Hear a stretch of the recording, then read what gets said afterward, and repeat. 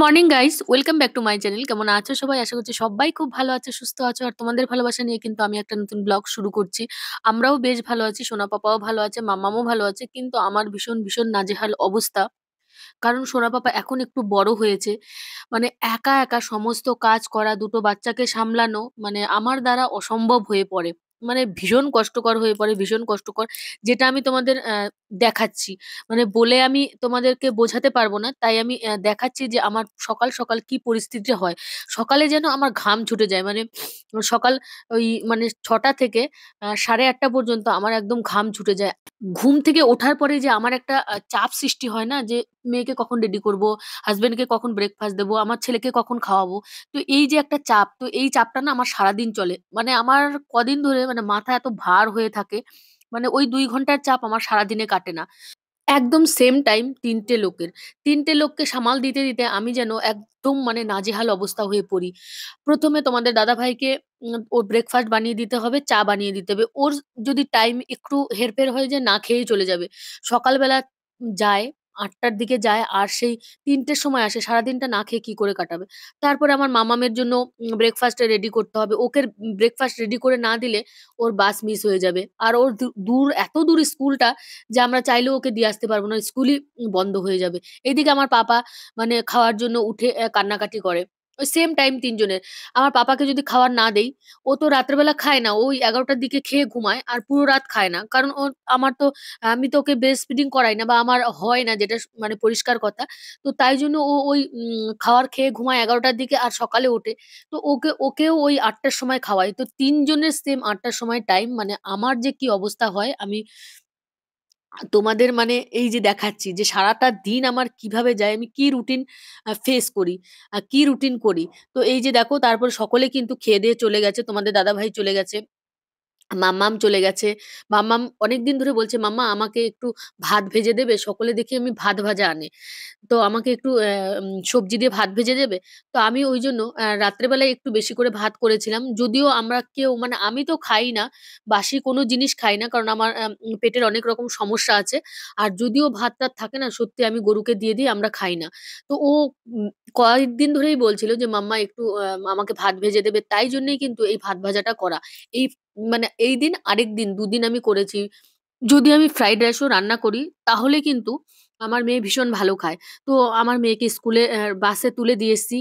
তারপর তোমাদের দাদাভাইও ব্রেকফাস্ট করে চলে গেছে। আর আমার সোনা পাপাকেও কিন্তু খাওয়ানো কমপ্লিট। তো তারপরে আমি চলে এসেছি আমার জন্য চা করার জন্য। একটু আমিও চা খাবো। কারণ আমার সকাল সকালই মাথা ধরে যায়, এতটা চাপ। আমার মনে হয় এই মেয়েটার স্কুল না আজকে মিস হয়ে যায়। এদিকে আমার ছেলে কাঁদতে থাকে, এদিকে তোমার দাদা বলবে আমার কিন্তু আর 5 মিনিট টাইম আছে, আমার কিন্তু আর 10 মিনিট টাইম আছে। তো আমি কি করবো বুঝতে পারি না। আমার এটাই মনে হয় যে সকলের টাইম আছে, একমাত্র আমারই কোনো টাইম টেবিল কিচ্ছু নেই। মানে সারাদিন গরুর মতো খাটতে থাকি, গরুর মতো খাটতে থাকি, কিন্তু আমার কিছুই নেই। না খাওয়ার সময় আছে, না কোনো কিছুর সময় নেই। মানে ঘরে বসে থাকলে সারাদিন কাজ করলেও আমার কোনো কিচ্ছুর সময় নেই। এতটা খারাপ লাগে না সময় সময়, যে সকলের সময় আছে, শুধু একমাত্র আমার সময় নেই। তোমাদের দাদাভাই যখন মাঝে মধ্যে বলে না যে আমার 5 মিনিট সময় আছে, 10 মিনিট সময় আছে, তখন আমার ভীষণ রাগ উঠে যায়। হ্যাঁ, তোমার 5 মিনিটের সময় আছে, কিন্তু আমার সময় নেই। আমি সবই বুঝি যে হ্যাঁ, ও 1 মিনিট লেটে গেলে ওকে অনেক কথা শুনতে হয়। বাট আমারও তো মানে অসহ্য লাগে, আমারও তো মানে মনে হয় যে আমিও একটু সময় মতো সমস্ত কিছু করি, কিন্তু উপায় নেই। আর এই দেখো, তোমাদের গোপু সোনা এখন এত তুত্তুরে হয়েছে আর এত দুষ্টু হয়েছে, মানে কি বলবো। 1 মিনিট তাকে ছেড়ে রাখা যায় না, 1 মিনিট। মানে যদি তাকে ছেড়ে রাখা হয়, তাহলে হয়তো আহ বেঞ্চের তলে ঢুকে যাচ্ছে, চেয়ারের তলে ঢুকে যাচ্ছে, বেডের তলে ঢুকে যাচ্ছে, এটা ঢালছে, ওটা ভাঙছে। মানে কি বলবো, নিচে তো কিছু রাখাই যাচ্ছে না, সব সময় তার পেছনে একটা লোক এখন লাগে। কারণ কখন কি, এখন তো খেতে শিখেছে, কখন কি তুলে মুখে দিচ্ছে, কি করছে না করছে। আর এই যে কাছে নিয়ে রান্না করা, মানে ভীষণ মানে বিপদের একটা বিষয়। কারণ ও যে সে হাত মেরে দিচ্ছে, এটা ধরে নিচ্ছে, ওটা ধরে নিচ্ছে। মানে আমার কাছে কিন্তু বেবি ক্যারি ব্যাগ আছে। ব্যাগ থাকলেই বা কি, মানে আমি যদি ব্যাগ নিয়ে সামনে রাখি, তাহলেই হয়তো দেখা গেল কিছুতে হাত মেরে দিল। বা পেছনে রাখি, পেছন যদি কখনো ঘুরি, দেখা গেল কিছুতে হাত দিয়ে দিল। মানে হাত দিলেই মানে ভীষণ মুশকিল, সব তো গরম রান্নার কাছে। তো তাই আমি ভাবি এক সাইডে কোলে করে নিয়েই একটু কোনো রকম ভাবে সাবধানে চেষ্টা করি। করার কিচ্ছু নেই, বাচ্চা তো কতক্ষণ ঘুমাবে, হয়তো আধ ঘন্টা ঘুমালো, তারপর আবার ২ ঘন্টা উঠে খেললো। আবার নয় ০.৫ ঘন্টা ঘুমালো। ০.৫ ঘন্টা ঘুমালে তো আমার কিছু হবে না, কিছুই হবে না। কোন কাজ হবে? না ঝাড়ু হবে, না পোছা হবে, না কাপড়-চাপড় ধোয়া হবে, না সেগুলো শুকানো হবে, না ভাঁজ করা হবে, কিছুই হবে না। রান্না হবে? না ভাতই হবে না। তো অন্য সব তো দূরে থাক। তো রান্নার জন্যও তো মানে তরকারি, ভাত রান্না করার জন্যও তো প্রায় ১.৫ ঘন্টা তো চাই। তো তারপরে এই যে দেখো তোমাদের দাদাভাই না জামাকাপড়গুলো কেচে দিয়ে গেছিল। কেচে দিয়েও সকাল স্নান করে জামাকাপড়গুলো কেচে দিয়ে সে কমফার্ট দিয়ে ভিজিয়ে রেখে গেছে। কারণ এইখানের জলটা না ভীষণ খারাপ, ভীষণ খারাপ। বালতিটা দেখেছো? কি অবস্থা? মানে নুন জল, একটা নুন জল মানে স্নান করলে না চুলগুলো মানে আঠা রকম হয়ে যায়। আর জামাকাপড় ধুলে সেই দিয়ে একটা গন্ধ মতো বের হয়। তো তাই জন্য কমফোর্ট দিয়ে ভিজিয়ে দিয়ে গেছে। তারপর আমি এটা ভালো করে নিংড়ে নিয়ে শুকো দিয়ে দেবো। আর এইদিকে কিন্তু এখন বাবা সোনাকে কিন্তু ঘুম পাড়িয়ে দিয়েছি। ঘুম পাড়িয়ে কিন্তু আমি ঝাড়ু লাগিয়েছি, পোছা লাগিয়েছি আর এই জামাকাপড়গুলো শুধু আ মেলে দিয়েছি। তাতেই উঠে পড়েছে। ওই মানে ০.৫ ঘন্টা ঘুমায়। এর থেকে বেশি ঘুমায় না। এখন তো আরেকটু বড় হয়েছে, আরো দুষ্টু হয়েছে। ওই ০.৫ ঘন্টা ঘুমালো আর দুষ্টুমি করে। আর তাকে তো রাখাই যায় না। আমি তো বললাম যে কি করবে না করবে, কি ভাঙবে, কি ফেলবে মানে ওই ধান্দায় থাকে এখন। যখন ছোট ছিল তখন আমার কোনোই অসুবিধা হতো না। কারণ তাকে শুইয়ে দিতাম। হ্যাঁ, ওই উঠতো, উঠে একটু কান্নাকাটি করতো, কোলে নিতাম ওই যা। আর ব্যাগে নিলেও কিন্তু তখন ওই হাত পা চালাতে পারত না। চুপচাপ ব্যাগের মধ্যে শুয়ে থাকতো। আর এখন কিন্তু সেইটা হয় না। এখন ওই হাত পা চালায়। হয়তো মানে কিছু একটা কাছে একটা গামলা বাটি দেখলো, পা দিয়ে লাথি মারলো, গামলাটা পড়ে গেল। হয়তো হাত দিয়ে একটা থাবা মারলো, গামলাটা পড়ে গেল। এইরকম মানে আগে তো একভাবে থাকতো। এখন অন্যভাবে থাকে। দোলাতে রাখা যায় না, সেখান থেকে পড়ে যাবে। এখন তো বড় হয়েছে। তো ভাবলাম একটা ওয়ার্কিং অ্যান্ড রকিং কিনবো। তো গেছিলাম দোকানে। তো সেরমভাবে পছন্দ হলো না। আর যেটা পছন্দ হয়েছিল সেটাতে একটু ডিফেক্ট বেরোলো। দেখি খুব তাড়াতাড়ি চেষ্টা করছি একটা ওয়ার্কিং অ্যান্ড রকিং কেনার জন্য। তাহলে কিন্তু অনেকটা ওকে কন্ট্রোলে করা যাবে। আর এখন তো অতটা গরম পড়েনি না? মেঝেতে যে আমি ছেড়ে দেবো, ছেড়ে তো দেওয়া যায়। যদি ছেড়ে দেবো তাহলে কিন্তু ওর ঠান্ডাও লেগে যেতে পারে। কারণ ওই হাত দিয়ে তো চলে। পাতে নয় আমি মুজো পরিয়ে দিলাম। কিন্তু হাতে, কারণ হাতেও ও মানে আঙুল চষে হাত গালে দেয়। তো ওই ভিজে যাবে, তো আরো ঠান্ডা লেগে যাবে। তার চেয়ে ভালো ওই এমনিই থাকে। তো যেটুকু পারি আমি কোলে নিয়ে করার চেষ্টা করি। আর এখানে তো আমার কেউ নেই যে সেরমভাবে এসে আমার কাছে থাকবে। এখানে যার মতো সবাই ব্যস্ত। তবুও দিদিভাই একটু আসে, ওই দুধ-টুধ নিতে আসে, তখনই এসে একটু ঘুরে যায়। তো সোনা পাপার না গায়ে একটু হালকা মতো জ্বর ছিল। তাই জন্য ওর মাথাটা আজকে ধুয়ে দিলাম, স্নান করালাম না। আর এখানে বেশ ঠান্ডা। কয়েকদিন ধরে রোদ ওঠে, কিন্তু এত হাওয়া ছাড়ে, মানে এত হাওয়া ছাড়ে যে পুরো একদম ঘর-টর ঠান্ডা হয়ে যায়। আর আমরা নিচের রুমে থাকি তো, মানে একদম নিচের তলায়। উপরে আরো ২ টো আছে। তো নিচের তলায় আমরা থাকি। তো ঘরটা কখনো গরম হয় না। অবশ্যই গরমের দিনে ভীষণ ভালো হয় যে ঘরটা গরম হয় না, ঠান্ডা মতো থাকে। কিন্তু শীতের দিনে ভীষণ মুশকিল। মানে কখনোই ঘরটা গরম হয় না। তুমি যদি বাইরে যাও না, তোমার গরম মনে হবে। কিন্তু ঘরের ভিতরে ঢুকলেই একদম ঠান্ডা মনে হবে। শীতের দিনেও এরকম, গরমের দিনেও এইরকম। গরমের দিনেও ঘরটা কিন্তু ঠান্ডাই থাকে। মানে ৩ তলার নিচে তো একটু ঠান্ডাই মনে হয়। তারপরে দেখো সোনা পাপাকে স্নান-টান করিয়ে, তেল দিয়ে, জামাকাপড় পরিয়ে, তারপরে এই যে ওকে দুধ খাইয়ে দিচ্ছি। মানে ওর খাওয়ার টাইম হয়ে গেছে। এখন কটা বাজবে? ওই 11:30 পৌনে 12টা এরকম টাইমে ওর খাওয়ার সময়। তো খেয়ে-দেয়ে ওকে দেখি একটু খেলা-টেলা করে দেখি আবার ঘুমায় নাকি। এখন আর ঘুমাবে না যদিও 11:30টার সময়। কারণ ওই একটুখানি ঘুমিয়েছে না, আবার ওই ২টোর দিকে একটুখানি ঘুমাবে। আর এই যে দেখো এবারে আমি একটা বেগুন দিয়ে দিয়েছি ওকে খেলার জন্য। আর এই বেগুনটা শুধু কামড়াচ্ছে। একটু নরম মতো তো, কামড়াচ্ছে আর খেলা করছে। তো মানে ওকে যদি ওই খেলনার জিনিস দেই না, খেলনার জিনিসগুলো কখনোই নেবে না। কাজের জিনিস নেবে। যেরকম ওই যে বেগুনটা দিয়েছি ওটা কাজের জিনিস, তো কাজের জিনিস নেবে। তো আমি আজকে রান্না করব ওই যে ফুলকপি, আর ফুলকপি দিয়ে মাছের ঝোল, আর কলা। কলার যে চোকলাটা আছে সেইটা কিন্তু বাটা। আমার ভীষণ ভালো লাগে। আর বেগুন ভাজা। আমার কিন্তু ভীষণ ভালো লাগে। আমার মেয়েও ভীষণ ভালো খায়। কলার বলবে, "মাম্মা কেলা কি ছিলকা जो বাটা হয় ওইটা করো।" ও তো অর্ধেক হিন্দি অর্ধেক বাংলা বলে। তো তারপরে দেখো এই যে আমার সোনা পাপা বেগুনটা নিয়ে খেলছে। আর আমি এই বেগুনটা ভাজার জন্য বের করেছি। যেই বের করেছি ফ্রিজের কাছে গিয়েই অমনি নিয়ে নিয়েছে। আর এই যে ছোট মতো একটা কার্পেট আছে। ছোট না, বেশ বড় কার্পেটটা কিন্তু। তবুও ওকে এই কার্পেটের উপরে রাখা যায় না। ও কার্পেট থেকে বেরিয়ে চলে আসে। বারবার কিচেনে চলে আসে, আমার পায়ের ধারে চলে আসে, আমার পা ধরে দাঁড়ায়। মানে ওর তো কেউ চাই না? এখন একটু বড় হয়েছে। এখন অনেকটাই বুঝতে পারে। ধমকালে কাঁদে, হাসালে হাসে। মানে বুঝতে পারে আরকি সমস্ত কিছু। তারপরে এই যে দেখো বারবার এসে এই যে লঙ্কাগুলো ধরছে। এত জিনিস আছে কিন্তু কিছুতেই কিছু না। যেইটা মানে না ধরলেই নয় সেটা এসেই ধরবে। তো তারপরে দেখো ওকে আমি কিছুতেই রাখতে পারছিলাম না। আর এখন তো একটু বড় হয়েছে না, কোলে করেও রাখা যাচ্ছে না। মানে এক কোলে রাখলে না আমার পুরো হাত, ডানা সব ব্যথা হয়ে যায়। রাত্রে না আমি ঘুমাতে পারি না। এতটা ব্যথা হয়ে যায় যেন আমার হাত মানে ওই বলে না চাবায়, আমাদের মধ্যে বলে হাত পা চাবায়। তো ওই হাত পার মধ্যে না চাবাচ্ছিল মানে কামড়াচ্ছিল এরকম হয়।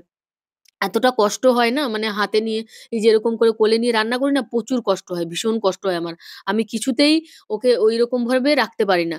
তো তারপরে এই যে আমি সমস্ত কিছু রেডি করে নিয়েছি ওকে ছেড়ে দিয়েই।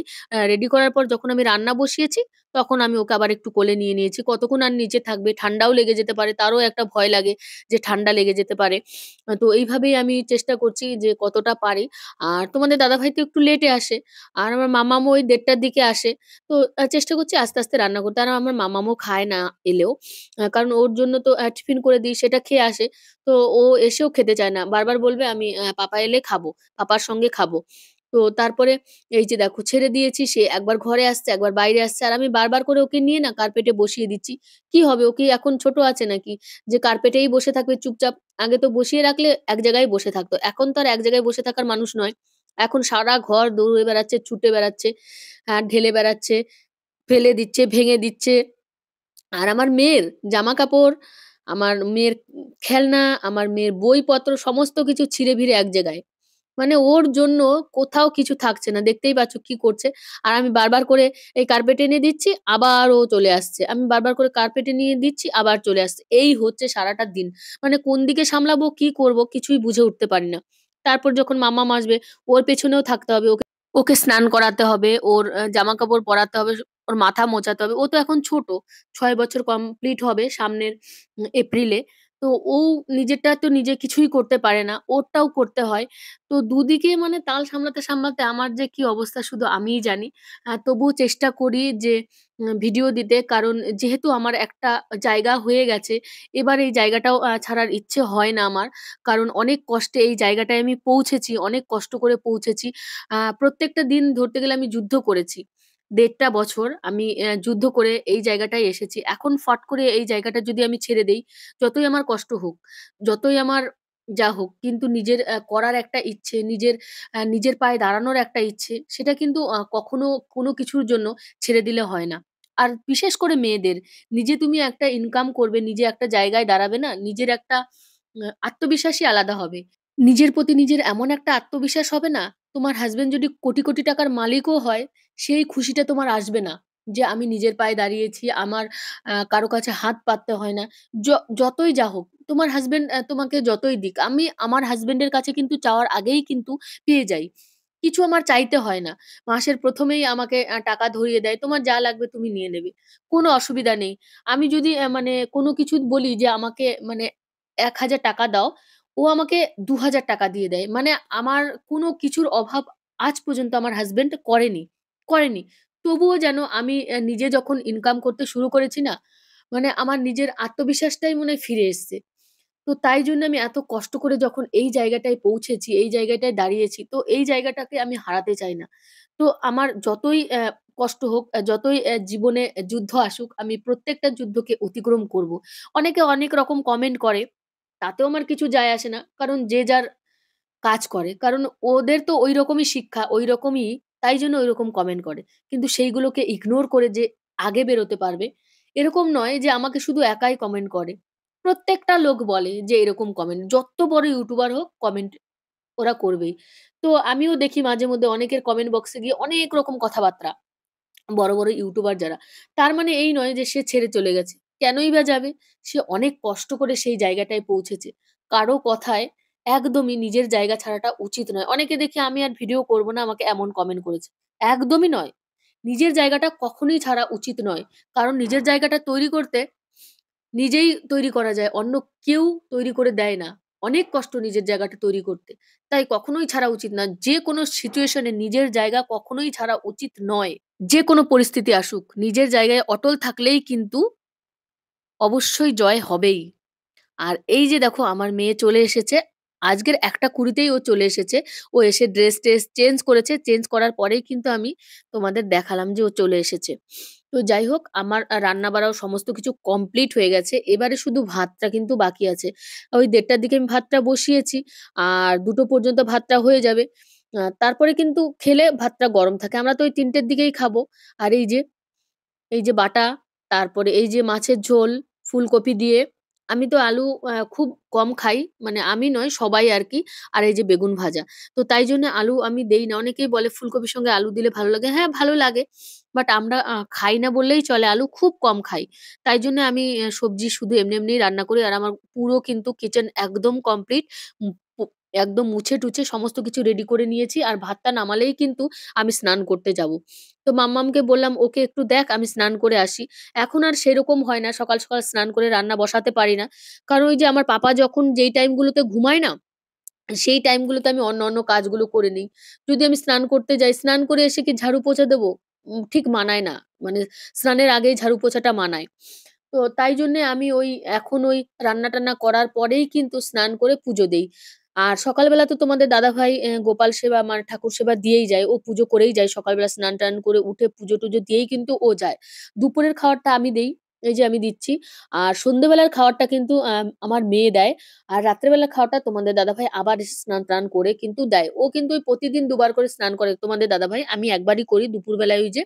আর আমার বিকেল বেলার খাবার টা আমার মাম্মাম দেয় গোপাল সোনাকে। দুধ-টুধ দেয় বিকেলে। তারপরে আমি পুজো করছি। আর যেই আমি পুজো করতে এসেছি আমার পাপা খালি আমার পায়ের কাছে এসে আমাকে ধরে দাঁড়াচ্ছে।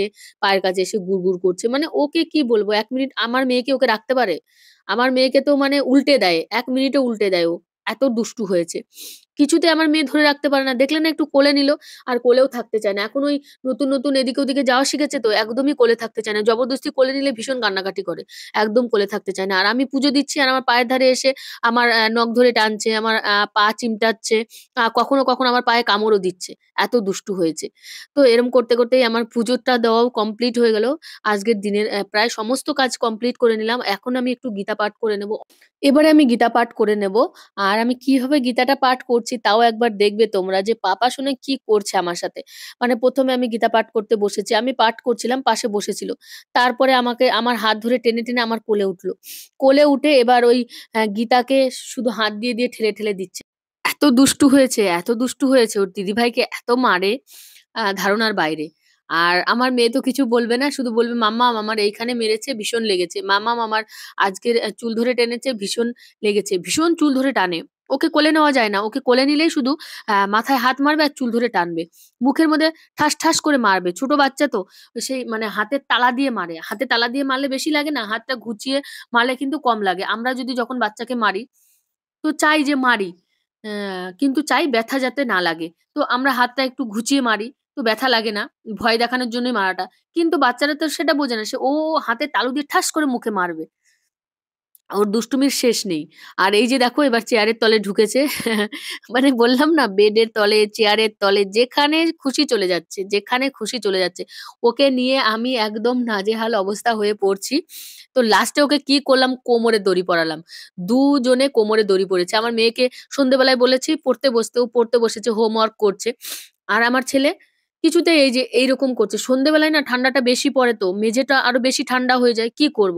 তারপরে ভাবলাম ওর কোমরে আর আমার কোমরে দুজনের কোমরে দড়ি লাগাই।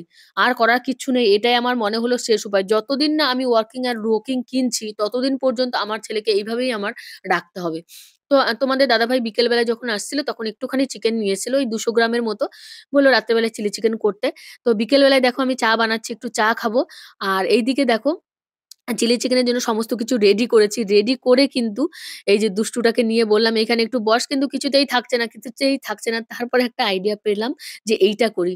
আর আমার মাম্মামকে দুধ দিয়েছি। ও দুধ খাচ্ছে। দুধ খেয়ে ও হোমওয়ার্ক কমপ্লিট করবে। তারপরে দেখো এই যে দুষ্টুকে আমি কোমরে দড়ি বেঁধেছি আর আমিও নিজে বেঁধেছি। যাতে ও পাকার মধ্যে আর না যেতে পারে। মেঝের মধ্যে গেলেই ওর ঠান্ডা লেগে যাবে। কারণ প্রচন্ড ঠান্ডা। প্যান্ট পরিয়েছি, সক্স পরিয়েছি তো কি হয়েছে? সন্ধে হয়ে গেছে, আরো বেশি ঠান্ডা পড়েছে। এইখানটাতে তো প্রচন্ড ঠান্ডা।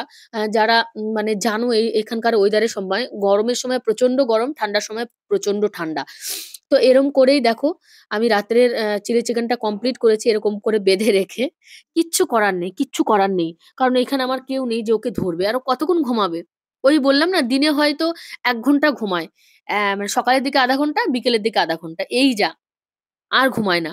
ঘুম একদমই কম, ঘুম একদমই কম। আগে তাও মনে হয় একটু ঘুমাতো মাঝখানে, এখন তো একদমই ঘুমায় না। সারারাত ক্যাউঁ, ক্যাউঁ, একটু পর, পর ক্যাউঁ, ক্যাউঁ এরকম করতে থাকে।